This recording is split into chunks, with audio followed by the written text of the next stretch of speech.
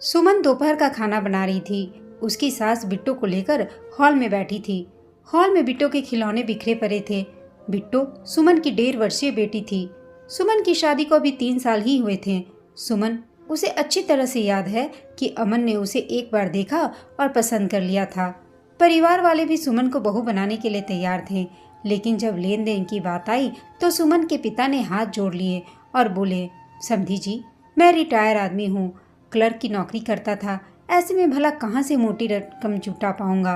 बारात के स्वागत में कोई कसर नहीं छोड़ूंगा। जो भी जमा किया पैसा है उसी में खर्च हो जाएगा। मैं दहेज नहीं दे पाऊंगा, मुझे माफ़ कीजिए। अमन के परिवार वाले यह सुन शादी के लिए तैयार नहीं थे, लेकिन अमन की जिद के आगे किसी की भी नहीं चली। अमन ने कहा, हमारे पास किसी चीज़ की कमी नहीं है, तो फिर दहेज की मोटी रकम के नाम पर सुमन जैसी लड़की को छोड़ना कितना उचित है। मुझे सुमन बहुत पसंद है, मेरी शादी यहीं होगी। और फिर अमन की जिद पर दोनों की शादी हो गई। अमन के पिता का कपड़ों का व्यवसाय था। सुपरमार्केट में उनकी कपड़ों की एक बड़ी दुकान थी, जहां अमन, उसका भाई और पिता तीनों बैठते थे। अमन भाई के साथ दोपहर का खाना खाने घर आता था और खाने के बाद दुकान चला जाता था। तब उसके बाद पिताजी आते और खाकर 2 घंटे आराम और फिर शाम में दुकान जाते थे। रोज की भांति आज भी अमन अपने भाई को लेकर बाइक से घर लौट रहा था कि तभी रास्ते में एक टेम्पो वाले ने तेजी से बढ़ते हुए जोर का धक्का मारा, जिससे अमन का बैलेंस लड़खड़ा गया और वह टप्पा खाते हुए एक दूसरी कार पर जा गिरा। अमन का भाई भी दूसरी तरफ जा गिरा और सड़क पर भीड़ लग गई। घर वालों को जैसे ही इस बात की सूचना मिली, वे बदहवास से भागे। अमन को गहरी चोटें आई थीं। उसके भाई को भी फ्रैक्चर हो गया था, मगर उसकी जान बचा ली गई। इधर अमन को डॉक्टर नहीं बचा पाए। ये घर में मातम ने डेरा डाल लिया था। सुमन की तो जैसे दुनिया ही उजड़ गई, लेकिन उसके दुखों का सिलसिला शायद अब शुरू हुआ था। अमन को गुजरे अभी महीना भी नहीं हुआ था कि घर वालों ने सुमन को अपने साथ रखने से इनकार कर दिया। वह मानसिक यातना झेलने लगी। वह कोशिश कर रही थी कि दृढ़ होकर रहे, मगर अमन के विछोह से कमजोर पड़ी सुमन घर वालों के प्रतिकूल व्यवहार से टूट रही थी। वृद्ध पिता से सुमन का दुख देखा नहीं जा रहा था। उन्होंने सुमन को मायके बुला लिया। हालांकि सुमन जाना नहीं चाहती थी। उसे एहसास था कि यहाँ से जाते ही ससुराल वालों के मन की बात हो जाएगी। फिर भी बिट्टू को देखते हुए वह भी मायके जाने को तैयार हो गई। पिता ने समझाया, बेटा, अभी जख्म ताज़ा हैं, उन्हें भरने में समय लगेगा। तुम अपनी हालात को देखो। यदि तुम लड़खड़ा जाओगी तो बिट्टू को कौन संभालेगा। एक दिन सब ठीक हो जाएगा। भगवान पर भरोसा रखो। इसलिए कुछ दिन हमारे यहाँ आकर रहो। सुमन बिट्टू को लेकर मायके आ गई। मायके में माँ भले ही नहीं थी, मगर पिता ने सुमन को भरपूर सहारा दिया। अपने शब्दों से उसे मजबूत करते रहते। धीरे धीरे सुमन गम से निकलने की कोशिश करने लगी। उसका अधिकांश समय बिट्टू और अपने वृद्ध पिता के साथ बीतता। घर के कामों में भी भाभी को भरपूर सहयोग देती सुमन, मगर भाभी को सुमन से कोई खास लगाव नहीं था। सुमन को मायके में रहते हुए कुछ महीने हो गए, लेकिन ससुराल वाले उसकी खोज खबर नहीं लेते। वह यदा कदा फोन करती भी तो ससुराल के लोग नंबर देखकर ही कॉल काट देते। यहाँ तक कि सुमन के मायके से भी किसी का फोन जाता तो वे लोग बात नहीं करते। अब सुमन का ससुराल वालों से कोई रिश्ता नहीं रह गया था। सुमन का भाई एक प्राइवेट कंपनी में अच्छी पोस्ट पर काम करता था। तनख्वाह भी अच्छी खासी थी, मगर फिर भी उसकी भाभी पैसों की तंगी का रोना हमेशा रोती। पिताजी की पेंशन भी उन्हीं लोगों के हाथ में रहती। पिताजी की सारी जरूरतें उनकी पेंशन से पूरी कर दी जाती। फिर बची रकम घर खर्च में लगा देते। सुमन और बिट्टू वहाँ बस अपने दिन गुजार रहे थे। बिट्टू को भी जरूरतें बढ़ गई थीं। आखिर कब तक सुमन इधर उधर हाथ पसारती। पिता की अवस्था देखकर सुमन भैया भाभी के व्यवहार के बारे में कुछ नहीं कहती। वह अपने पिता को किसी भी प्रकार से दुखी नहीं करना चाहती थी। इसलिए सुमन ने भी एक प्राइवेट स्कूल में शिक्षिका की नौकरी करने लगी। उसने स्कूल जाना शुरू कर दिया, मगर बिट्टू को उसकी भाभी संभालने को तैयार नहीं हुई। पिता के पास चाहकर भी वह छोड़ नहीं सकती थी, क्योंकि वे बूढ़े हो चले थे। अब इस उम्र में वे कहाँ इस बच्ची के पीछे भागते। सुमन बिट्टू को अपने साथ लेकर स्कूल जाने लगी। वहाँ स्कूल स्टाफ, सहायिका आदि हाथों हाथ बच्चे को संभाल लेते। बिट्टू नन्हे नन्हे पैरों से इधर उधर भागती खेलती। सुमन अपने काम और बिट्टू में उलझकर कुछ सुकून के पल तलाशने में कामयाब होने लगी। लेकिन काल चक्र से सुमन का यह सुकून देखा नहीं गया। समय ने करवट बदली। सुमन के पिता को टाइफाइड हो गया, जिसमें वे गंभीर इन्फेक्शन के शिकार हो गए। इलाज हो ही रहा था, लेकिन बीमारी बढ़ती जा रही थी। उनका वृद्ध शरीर बीमारी के कारण और भी जर्जर हो गया। एक दिन वे इस दुनिया से विदा हो गए। पीछे छूट गया सुमन और बिट्टो का उलझा जीवन। मायके में पिता ही मजबूत सहारा थे, जिसे सुमन मुश्किल भरे दिनों में भी टिकी हुई थी। अब तो भैया भाभी पर भी वह पूरी बोझ ही लग रही थी। अब हम अपनी गृहस्थी देखें या सुमन का जीवन, भाभी ने कहा। हमारे बच्चों की तो इस महंगाई में बहुत मुश्किल से कुछ ज़रूरतें पूरी हो पाती हैं, फिर इस बिट्टो का भार कौन उठाएगा? पढ़ाई लिखाई, शादी ब्याह, भाभी ने तीखे स्वर में कहा। हम आप पर बोझ कहाँ हैं भाभी? मैं स्कूल में पढ़ाती हूँ और अपना खर्च निकाल लेती हूँ। बोलते हुए सुमन की आवाज़ में दर्द था। वह यह सब कुछ बोलना नहीं चाहती थी, लेकिन भाभी के आगे वह भी मजबूर हो गई। अपना रोज का खर्च ही तो निकालती हो सुमन, उसके अलावा भी तो कई खर्चे हैं जो हमें चलाने पड़ते हैं, रहने का, खाने का, त्योहारों में कपड़े उपहार तुम्हें देने का। भाभी की बातों ने सुमन को बहुत ही आहत किया। भैया की चुप्पी में सुमन को भाभी के लिए उनका मौन समर्थन नजर आया। सुमन ने मंथन किया। उसे महसूस हुआ कि छोटे मोटे खर्चे के लिए चंद रुपये कमाने से कुछ नहीं होगा। अब उसे अपनी और बिट्टो की जिंदगी को सुरक्षित करना होगा। वह एक वकील से मिली और फिर ससुराल में अपनी हिस्सेदारी के लिए कोर्ट में एक अपील दायर करवाई। सुमन ने अर्जी तो लगा दी, मगर उस पर फैसला आना इतना आसान नहीं था। एक तो वैसे ही कोर्ट में न जाने कितने मामले लंबित पड़े थे, ऊपर से सुमन के ससुराल वाले पैसे का लेन देन करके मैनेज कर लेते और अपने वकील से तारीख बढ़वा देते। इस तरह सुमन को ससुराल से इतनी आसानी से कुछ मिलने वाला नहीं था, लेकिन फिर भी उसने केस कर रखा था। इधर भाभी का व्यवहार सुमन को टीचता रहता। एक दिन भाभी ने सुमन को दूसरी शादी करने की सलाह दी। भाभी, मैं दूसरी बार दुल्हन बनने के लिए बिल्कुल भी तैयार नहीं हूँ, सुमन ने कहा। मैं फिलहाल सिर्फ और सिर्फ बिट्टो की माँ बनकर जीना चाहती हूँ। भाभी ने कहा, दूसरी शादी करने में भला बुराई क्या है सुमन? भरी जवानी में यूं घूमना और अकेले रहना, तुम्हारा तो कुछ नहीं बिगड़ेगा, मगर यह समाज हम पर ताने कसेगा सुमन कि जवान ननद के जीवन के बारे में हमने कुछ नहीं सोचा। ऊपर से कल को हमने अपने बच्चों का भी तो रिश्ता तय करना है। तुम्हारी शादी नहीं होगी तो उनका भविष्य भी प्रभावित होगा। भाभी ने फिर शब्दों के तीर छोड़े। सुमन ने कहा, लेकिन भाभी, मेरी शादी से आपके बच्चों के भविष्य का क्या संबंध? और वैसे भी समाज क्या कहेगा? मैं कुंवारी नहीं, विधवा हूँ और जीने के लिए एक सहारा ही काफ़ी है मेरे लिए, मेरी बेटी बिट्टो। एक जवान महिला आखिर कब तक अकेले रहेगी सुमन? समाज ऐसी महिलाओं के चरित्र को गलत नज़र से देखता है। भाभी ने कटाक्ष भरे लहजों में फिर से कहा। यह बात सुमन को भीतर तक चुभ गई, मगर खुद को संयमित रखते हुए बोली, मैं ऐसे समाज या लोगों की परवाह नहीं करती भाभी, और वैसे भी जब किसी के पास औरत से जीतने के तरीके नहीं होते तो वे स्त्री के चरित्र पर ही छींटाकशी करने का हथकंडा अपनाते हैं। यह कहते हुए सुमन वहां से चली गई, मगर बात यहीं खत्म नहीं हुई। सुमन की भाभी किसी भी तरह से उसकी शादी करवाने में लगी रहती। इसके लिए वह अपने पति की भी रजामंदी ले लेती। अब सुमन के भैया भी सुमन की शादी कर लेने पर उस पर जोर डालते, उस पर दबाव डालते। वे बिट्टो की अच्छी परवरिश का हवाला देते। दबावों से घिरी सुमन दूसरी शादी के लिए तैयार हो गई। सुमन की भाभी अपने मायके में एक दूर के रिश्तेदार के यहाँ उसकी शादी करवाना चाहती थी। वह व्यक्ति भी विधुर था। उसके 2 बच्चे थे, एक लड़का और एक लड़की। बहुत मुश्किल से सुमन हामी भर पाई।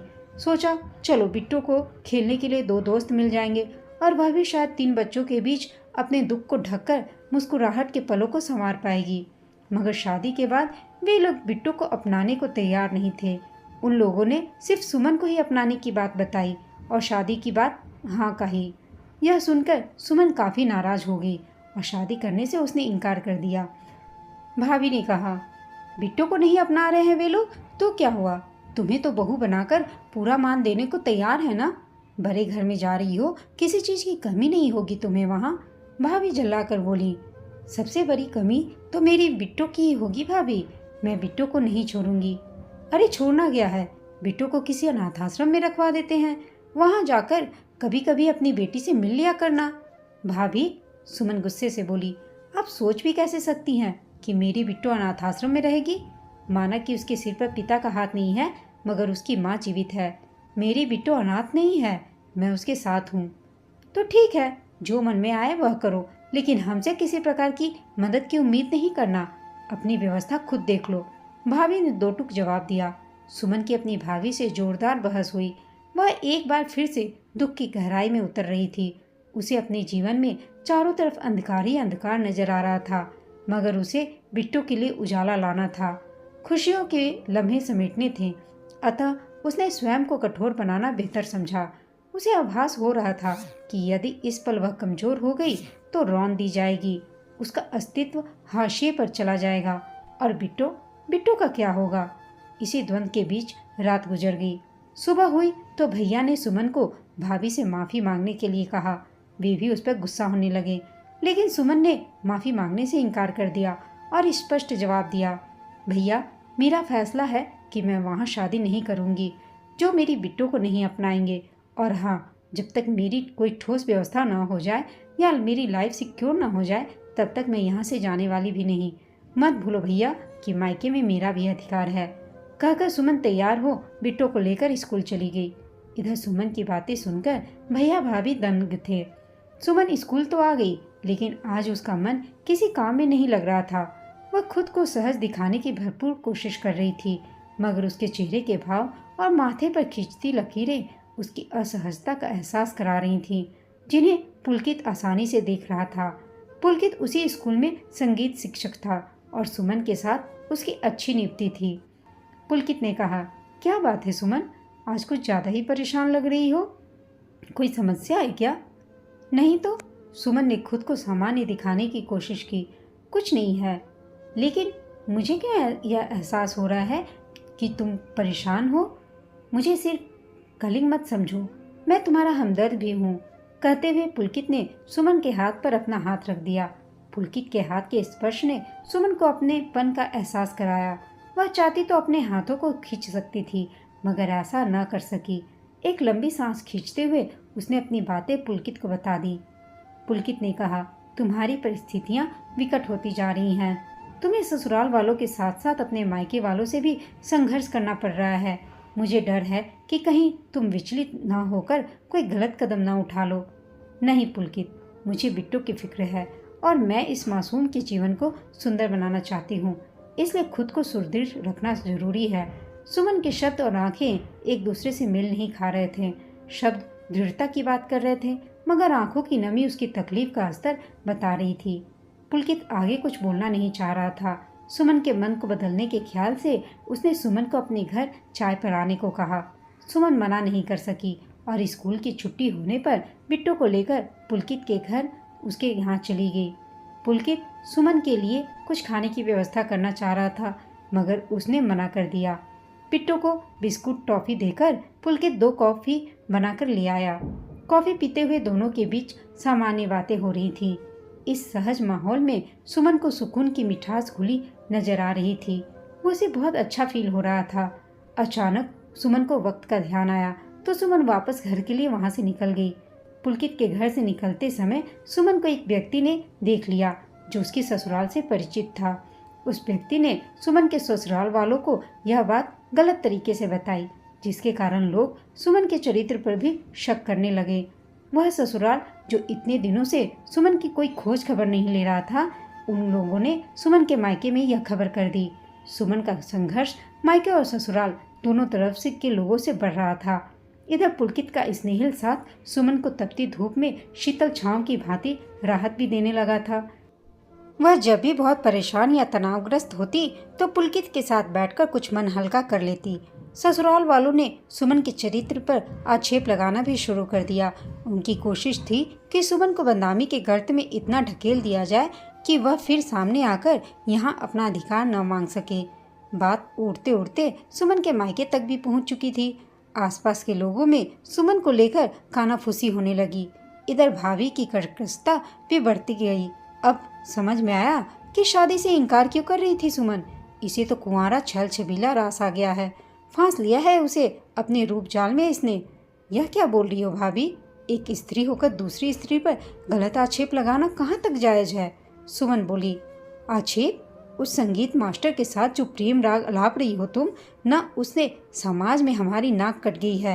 अरे तेरी छोड़, अब तो हमें चिंता है कि कल हमारे बच्चों के रिश्ते कैसे तय होंगे। समाज क्या कहेगा? कैसी कुलक्षणी बन गई है तू? समाज समाज तो अक्सर स्त्रियों के लिए पंच बनकर सामने तैयार बैठा रहता है भाभी। बस उसे थोड़ा सा भी मौका मिले कि स्त्री को उल्टा और चरित्रहीन दिखाने में लग जाता है।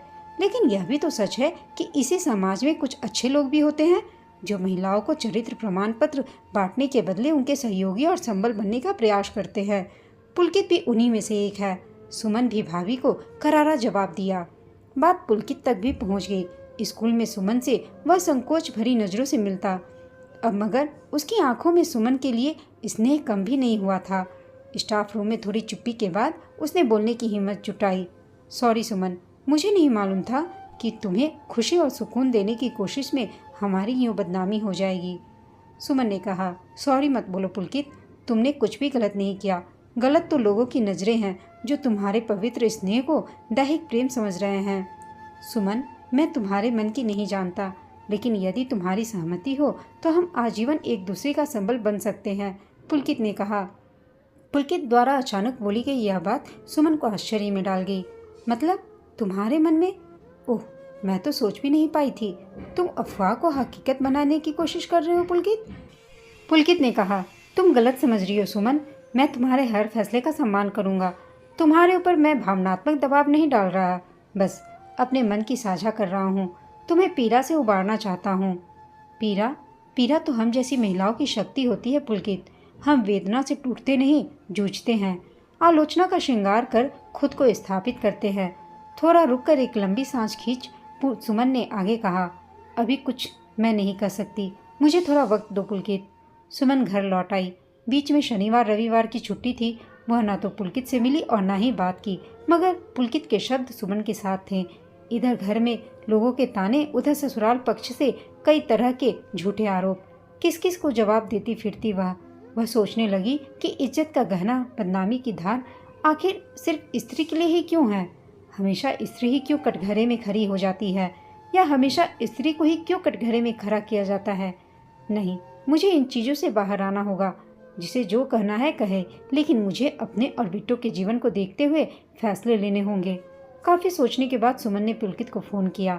हेलो पुलकित, मैं तुम्हें पिछले दिनों में जितना समझ पाई हूँ उसके आधार पर यह तय किया है कि मैं तुमसे शादी करने के लिए तैयार हूँ, मगर तुम्हें सिर्फ पति नहीं, अच्छा पिता भी बनना होगा। बिट्टू के प्रति पिता के रूप में प्रेम और जिम्मेदारियाँ बखूबी निभानी होगी तुम्हें। उधर से पुलकित ने कहा, तुम निश्चिंत रहो सुमन, एक पिता के फर्ज और दायित्व से मैं पीछे नहीं हटने वाला। पुलकित के शब्दों में खुशी की ध्वनि सुमन को स्पष्ट सुनाई दे रही थी। उसने फ़ोन रख दिया और फिर स्नेह भरी नज़रों से देखते हुए बिट्टू के सिर पर हाथ फेरा, क्योंकि उसके जीवन में खुशियों को लाने के लिए उसने साहस का पिटारा खोल दिया था। अब वह मुश्किलों को बांधकर हौसले की उड़ान भरने के लिए तैयार थी। दोस्तों, आपको यह छोटी सी कहानी कैसी लगी कमेंट करके बताइएगा। साथ ही कहानी अच्छी लगी हो तो इसे लाइक, शेयर और चैनल को सब्सक्राइब अवश्य कीजिएगा। कहानी सुनने के लिए आप सबका धन्यवाद।